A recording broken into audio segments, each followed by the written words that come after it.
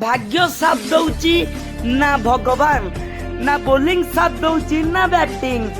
Captain बदलिबा मात्रे पांच पांच थर आईपीएल चैंपियन मुंबई इंडियंस बदली जाइए भाग्य। कंटिन्यूअसली हाट्रिक पराजय सह ऑल ओवर रेकॉर्ड निज नारे कर देइछि मुंबई इंडियंस। एवं जितेबाला कैप्टेन थिले रोहित शर्मा से टीम हारिले मध्य समस्त फैन निज सहित थिले, मुंबई इंडियंस सहित थिले, मुंबई इंडियंस को सपोर्ट करुथिले। किंतु हार्दिक पांड्या कैप्टेन हेबाटू सबु परिस्थिति बदली जाइछि।